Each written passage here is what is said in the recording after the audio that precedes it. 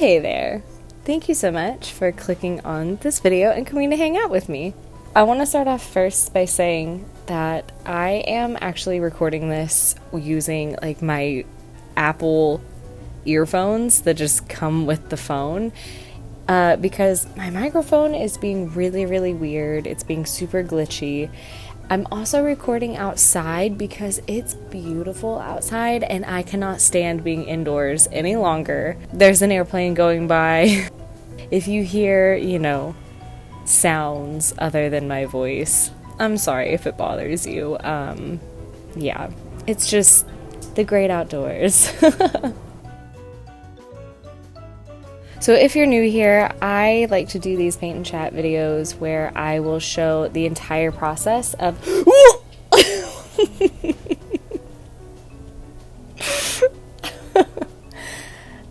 another thing about recording outside is that if I scream at some point, it's because something like a giant grasshopper has landed on me, or what just happened was a really big cicada just flew towards my face. Anyway, if you are new here, I usually don't record these outside for this very reason, but I just cannot bring myself to go indoors, so I apologize. I like to do these paint and chat with me videos where I will have a full process from start to finish of one of the paintings that I've done, and I just kind of do a little bit of chit chat with you guys. So sometimes I'll just talk about really random stuff that comes into my head, or if you follow me over on Instagram, which is at luru.studios, I sometimes go onto my stories and I ask y'all what I should talk about, and that's what I did today. So one of the questions that I got was, where do I get my inspiration for the art that I make?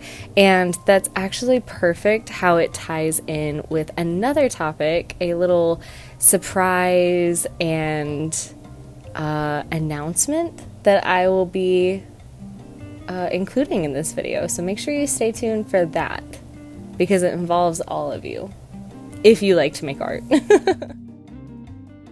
If you have been around on my channel, on my Instagram, all the places that I am on the internet, you know that I just love Hollywood. Now, here's the thing.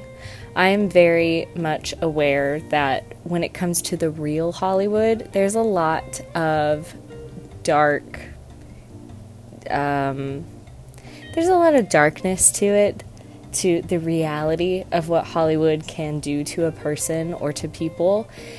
And that's definitely not what I'm talking about. So anytime that I refer to Hollywood, it's like literally the version that I have created in my head, and that I had in my head since I was a little girl, and it's kind of just continued to stay that way even now. But I've always been just really obsessed with the idea of Hollywood, the way that it looks in my head, anything that has to do with the Oscars and the big awards ceremonies and red carpets and movie sets, and especially anything that's old golden age Hollywood. I definitely think that one of the first things that got me kind of really into the whole California obsession was I Love Lucy. So I Love Lucy has always been a really big part of my life, and just reminds me of the good old days with my family. But some of my absolute favorite episodes were when they were in California. And what's funny is the way that I kind of always envisioned Hollywood to look is basically that view outside of their hotel window. That is how I've always just pictured and imagined it looking. Like old cars, old pastel colored Cadillacs, and everybody wearing these like vintage clothes and their hair up, like pinned up perfectly. And I think I still picture it as being like this place stuck in time and very much in the 40s, 50s kind of look. Also, if you grew up in the 2000s and you ever played The Sims, if you had the expansion pack, The Sims Superstar, oh my gosh, one of the best expansion packs to this day. Like, no expansion pack for any of The Sims, 1, 2, or 2, 3, or 4, can ever even get close to that Sims 1 Superstar expansion pack. That is just like top tier video gaming.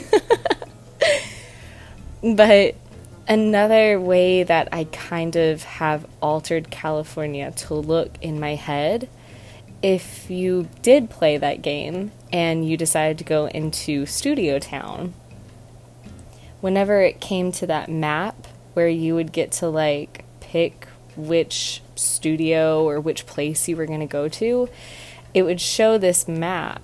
And that is exactly how I always pictured California to look. Like, everything about California looked like that map mixed with the view outside of Ricky and Lucy's hotel window. That was Hollywood to me.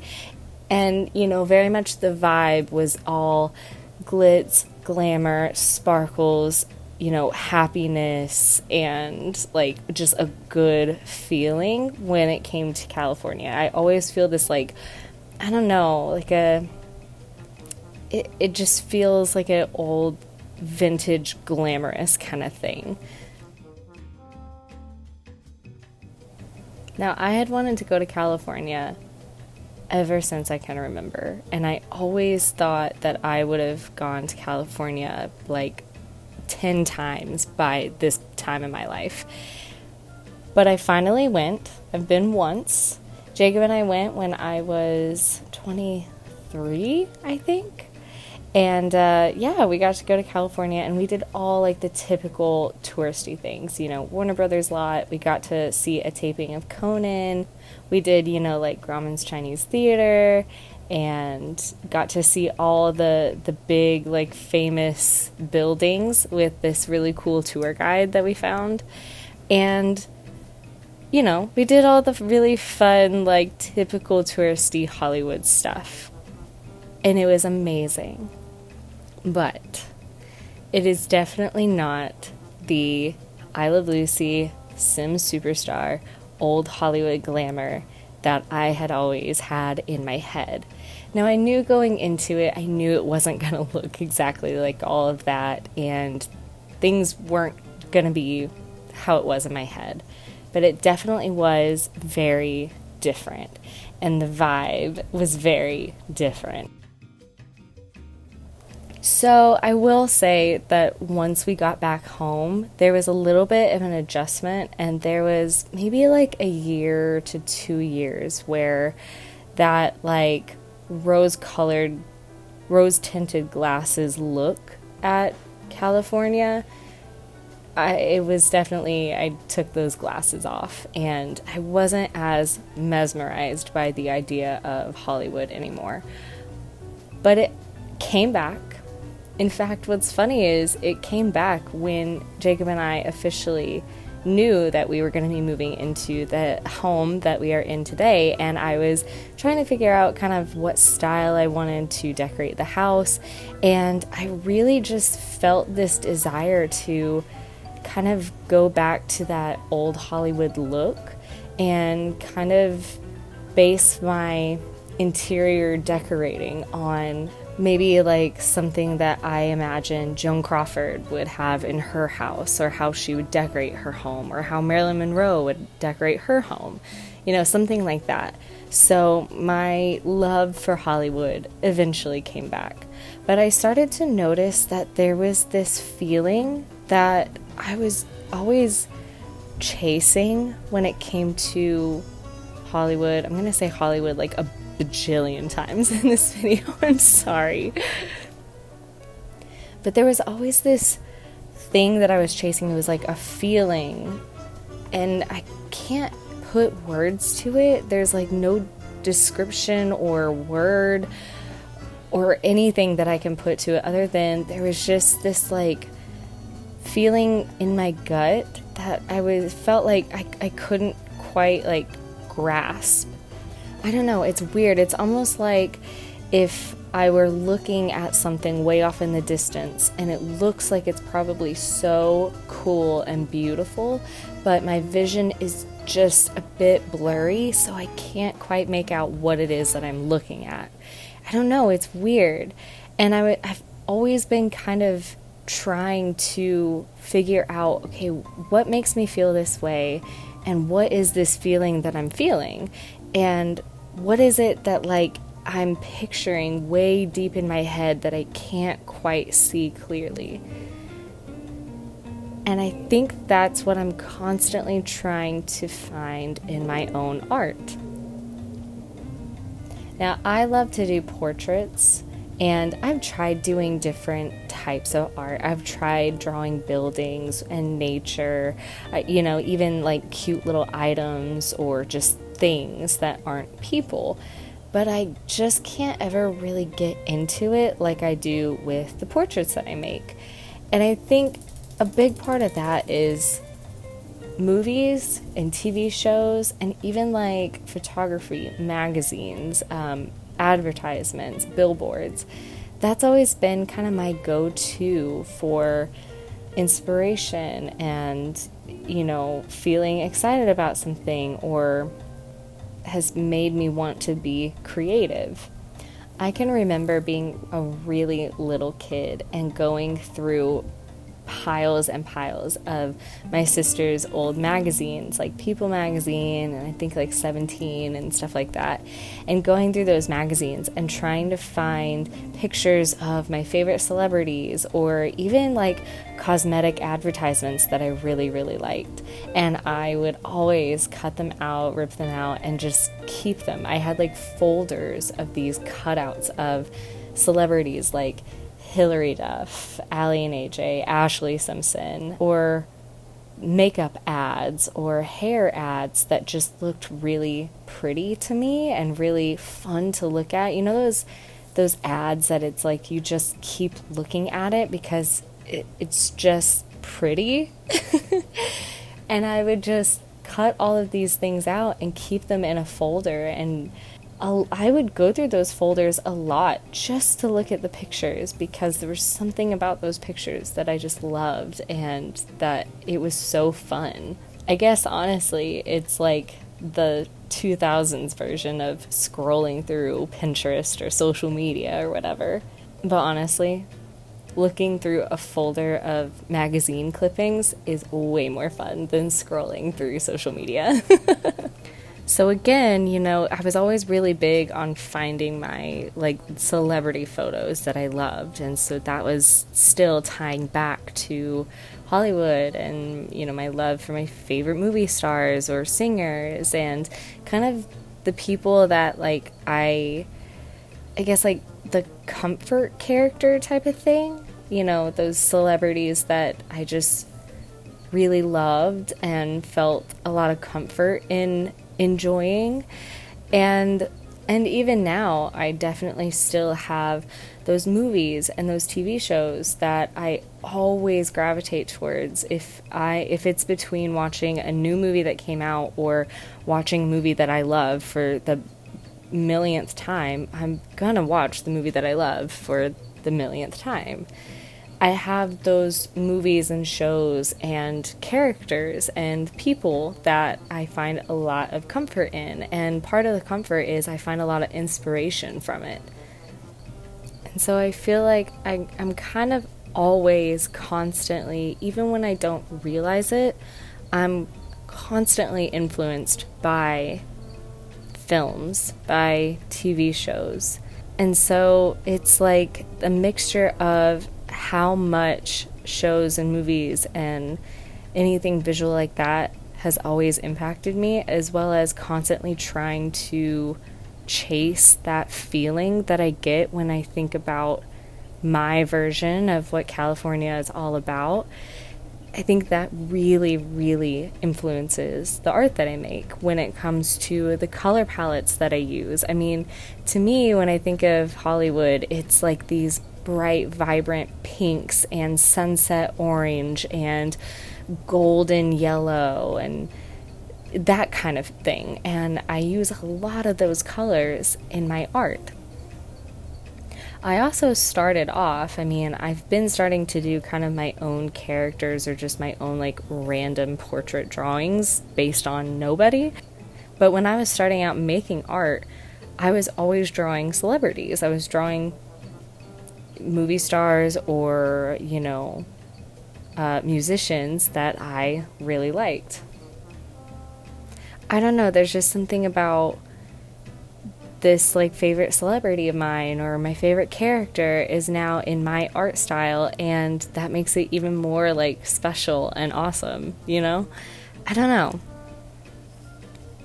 I will say again that, obviously as of lately I have been drawing just like random portraits, but I definitely think that starting off drawing celebrities, that there are reference photos all over the place, and there are pictures of these people all over the internet and social media. I think starting off drawing faces that I felt like I was really, really familiar with from seeing them at all different angles and all different kinds of lighting really helped me to figure out anatomy and how to draw a portrait in my style. And I was able to translate that into creating just my own random portraits of just random people. Now, with all that being said, it ties into my next topic, which I'm really excited about. I decided to create my own version of Inktober. Now, it's not exactly Inktober because you can use any art medium that you want, so you can draw digitally. Hey, if you wanted to do photography, go for it. Like, honestly, that'd be really cool. But I haven't figured out a title or a name for it yet. I don't know, Cinematober? I don't know. But I was trying to find, I really, really wanted to do an Inktober challenge this year, and I saw the prompt that came out, or the words that came out, and I just felt like it wasn't what I was going for. I really wanted to do an October drawing challenge that played with the fact that it's October, I wanted the typical spooky October kind of art challenge.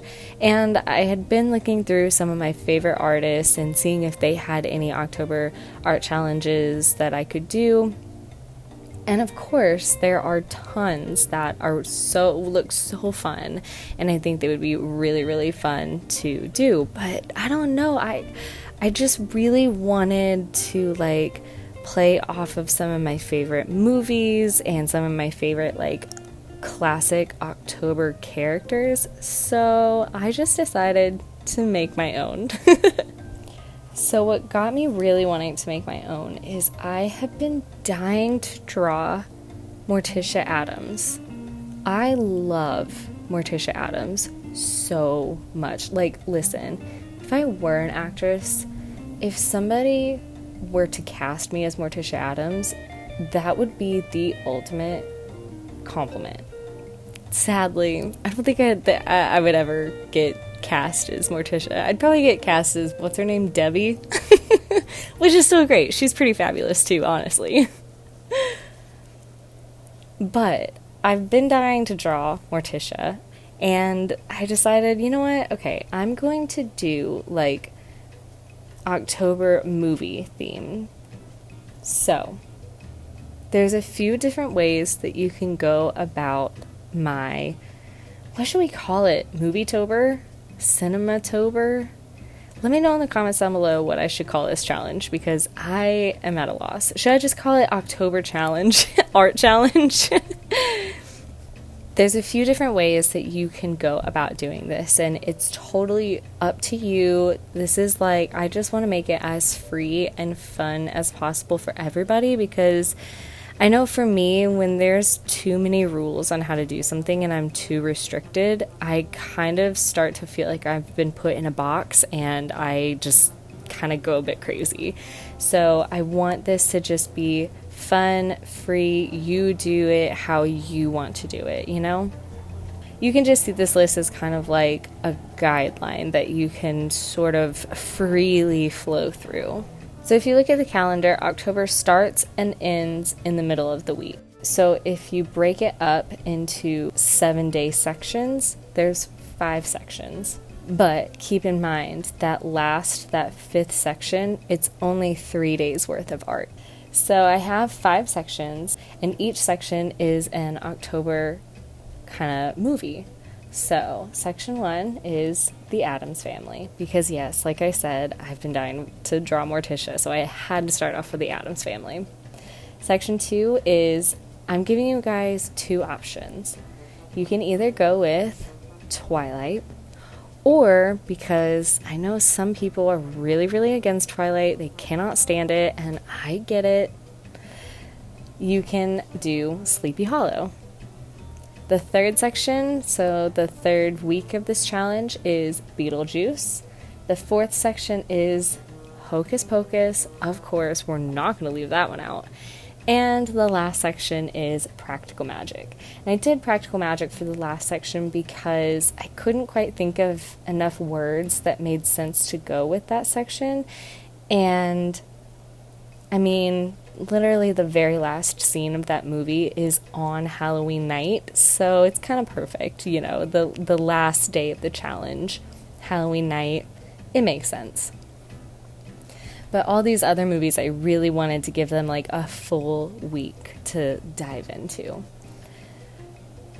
So, under each section, I have 7 words to go with that section. Now, with that being said, some of these words don't actually correlate with the theme of the week. So like for Addams Family, one of the words is seance and doll. Those don't necessarily go with Addams Family. I just, you know, I have some words that go with the theme of the week, and then some words that are just, you know, that October creepy, dark, you know, spooky Halloween kind of vibe that I wanted to fit into this challenge. So again, like, this is a very loose theme each week. So I have a word for each day of every week. The first week, it would be rose, cemetery, thing, nevermore, raven, seance, and doll. Week 2 is fog, moon, vampire, crow, spell, dreamcatcher, and jack-o'-lantern. Week 3 is demon, red dress, haunted, grave, shrimp cocktail, curse, and nightmare. Week 4 is black cat, spellbook, black flame candle, trick or treat, potion, and magic, and witch. And the last week is ghost, midnight margaritas, and Halloween. So again, like I said, you know, like if you were to go to the Beetlejuice section, you know, red dress, shrimp cocktail, those are definitely like Beetlejuice theme. But nightmare, curse, grave, those can kind of just be very like a general kind of thing. There's a few options that you have. Each week, you can literally just do one drawing that is based on the theme of the week. So the Addams Family, Sleepy Hollow or Twilight, Beetlejuice, Hocus Pocus, Practical Magic. There you go. You've got, you know, each week is a different theme. Or you can do a daily drawing challenge and go through all of the words and have a word a day. You could also, like, you don't even have to take those words each day and draw something based on, like, the movie that I put it under. For Beetlejuice, you don't even have to draw the shrimp cocktail from the Beetlejuice movie. You could literally just draw a shrimp cocktail or your version of a shrimp cocktail. For the Addams Family, you know, I did like Nevermore. Now, I mean, that's not even necessarily an Addams Family thing. That's actually based off of the TV show Wednesday on Netflix. You know, you can draw the uniform from Nevermore. You could draw the architecture of Nevermore. You could draw a character from Nevermore. You could even draw, you know, something that reminds you of Edgar Allan Poe, or literally the definition of the word Nevermore. So you can really take all of these words and just twist it however you want. Make it any kind of whatever you think of when you see this word. Draw that. If you see the word raven, but it makes you think of That's So Raven, then draw That's So Raven. Draw Raven Simone.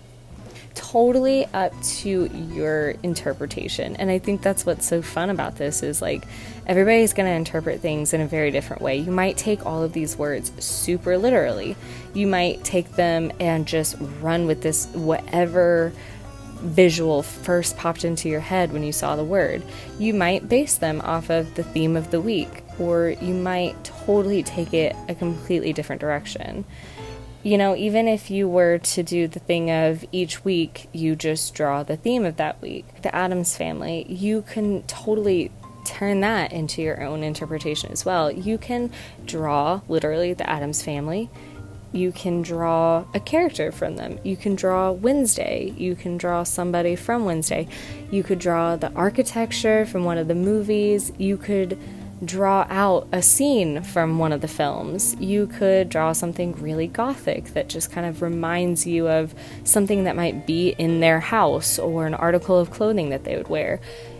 You could even, if you know a family with the last name Addams, you could draw them instead. It's totally up to what you interpret or what you want to draw when you see either the words or the themes.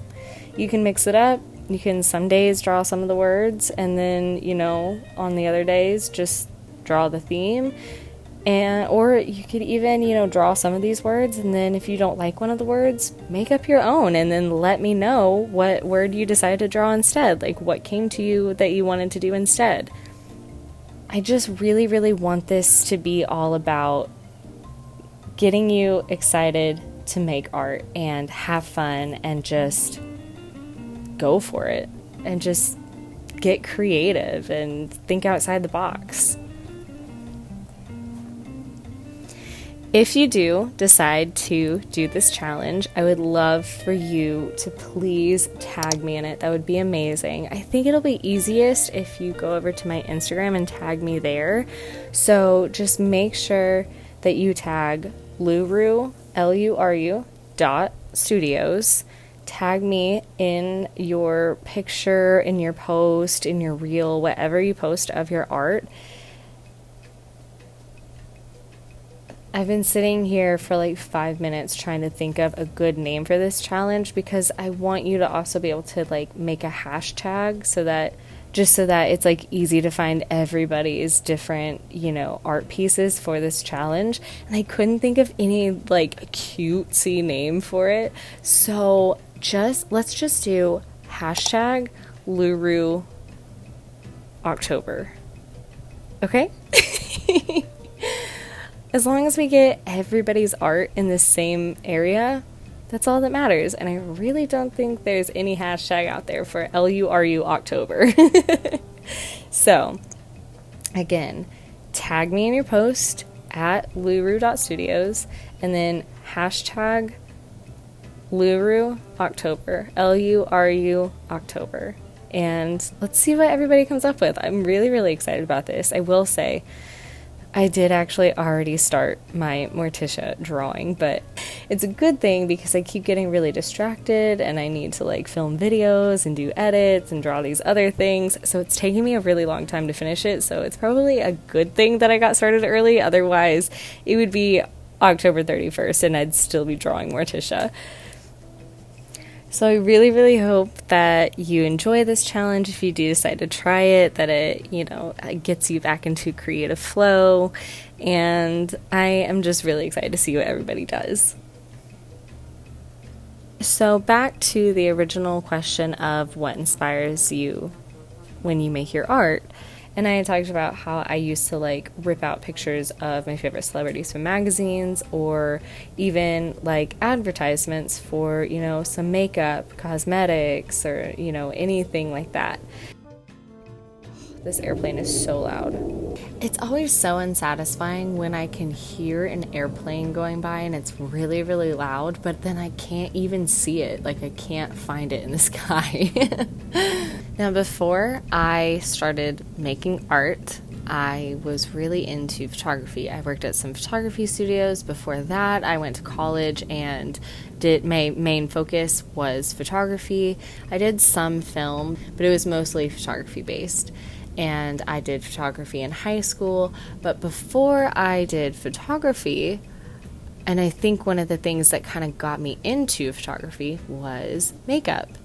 So I started watching makeup videos way before they ever became this like big production type of thing. Back when people were doing their makeup at like 2 a.m. in their bedroom with their TV on in the background. So people like X Sparkage, or I think her name is Panacea. I think that's how you say it. Panacea 81. But people like that, did any of you guys ever watch them? Oh my gosh, they were, I would sit there for hours on the weekends watching these girls do their makeup, because they always did really, really bright, vibrant looks. And honestly, looking back on those makeup videos now, like compared to videos now, I think what made those videos so much better was they were so simple, and it felt really personal because they were just in their bedroom. They were just playing with some really bright makeup that they got. Usually a lot of these people like worked at the MAC counter. So they would have lots of makeup, so they would have lots of like MAC makeup. Oh, remember the loose pigments? Y'all, I'm just... So I got really, really into makeup, and I would spend my weekends doing really bright, fun makeup looks. I really thought for a long time that I was going to do something in the realm of cosmetics. In fact, I even have somewhere in my house, I have a notebook that I started planning out a makeup business back when I was in 6th grade, I think. I had like a name for it, and I actually had names for different eyeshadow palettes and different collections that would come out, and I was planning out this whole makeup brand. And my goal was to eventually go to college for cosmetic chemistry. My path was always based on makeup and creating a cosmetic brand and actually working in a chemistry lab creating my makeup. And even my first year of college, I went one semester, I got all my basics done, and then I had been doing a digital media major. And then towards the end of my very first semester, I switched my major over to chemistry with a minor in biology. And my thought was, okay, I'm going to major in chemistry at this college, and then I'm going to go off and I'm going to go to a specific college and master in cosmetic chemistry. That didn't happen. I don't think I was meant for chemistry because I did not do well that semester in chemistry class. I passed, but it was terrible. I definitely switched over back to digital media pretty quickly. But yeah, so even in college, I just had this idea that makeup was going to be a really big part of my life.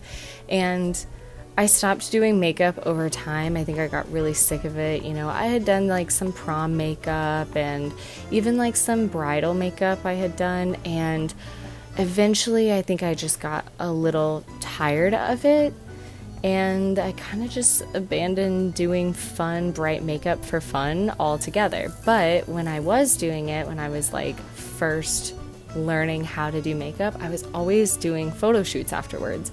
So I would do my makeup based on some theme like doll makeup or just bright sunny makeup, or I even did like a Twilight themed makeup look.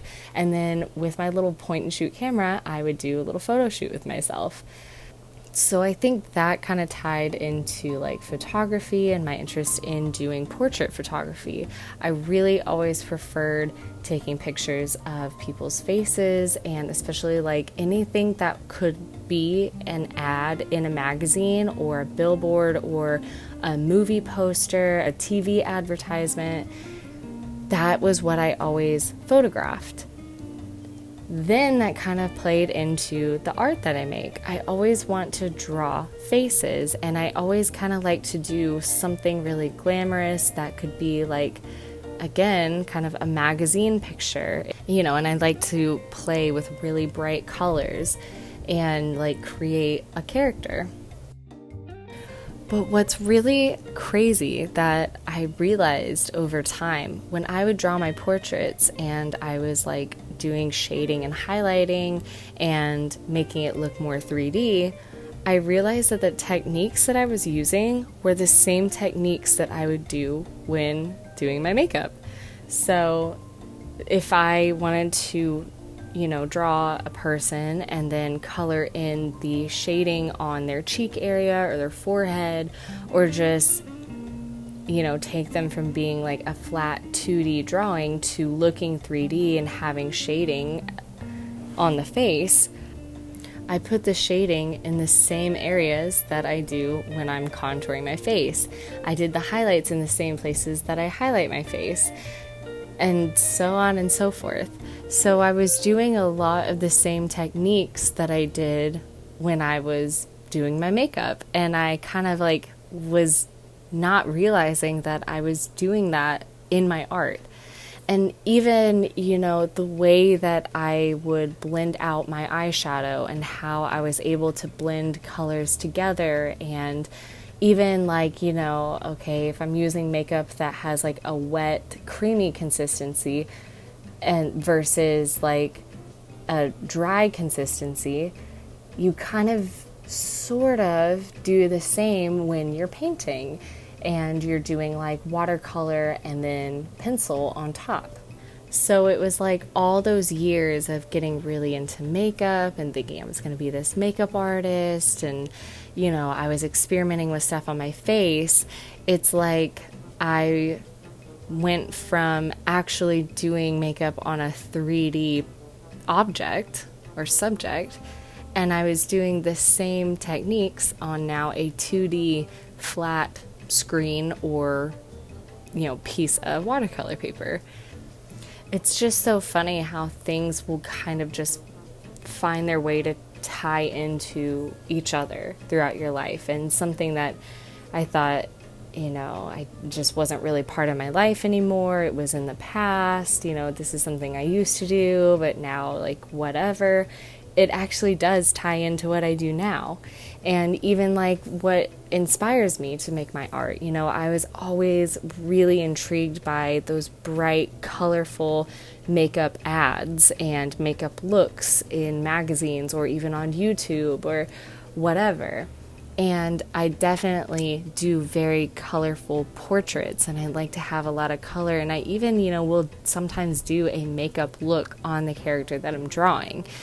So I definitely still, even now, pull inspiration from those cosmetic ads, billboards, even commercials that I've seen that, I really like the color palette or the lighting or, a cool effect that they did in the commercial.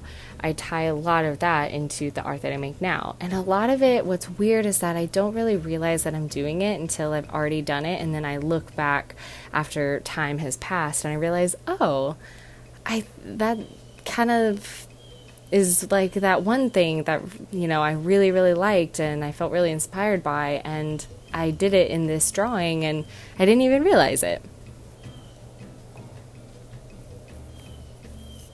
This painting is actually now in my shop, which I have fully transitioned my shop over from my Wix shop to now over on Shopify. So my new shop is lurustudios.store. So you can go there, you can find this painting along with lots of other drawings, paintings, even stickers that I've done. All of that will be down in the description below, along with all the products that I've used and any other links. If you want to go over to my Instagram, I'm gonna have a post talking about my what were we going to call it? Well, my October drawing challenge. And definitely don't forget that if you do decide to do the challenge, make sure that you tag me and hashtag Luru October.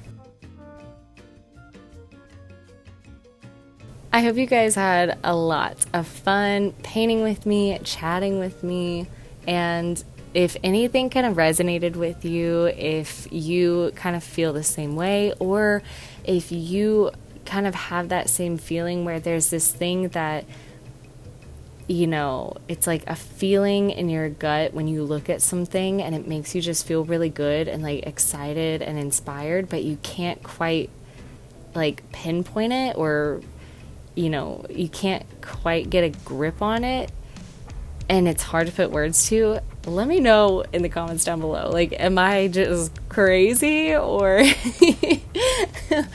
you know, do things give you that same feeling too? I would love to know. And if there is a word for it that you just happen to know, please let me know that too, because that would be interesting.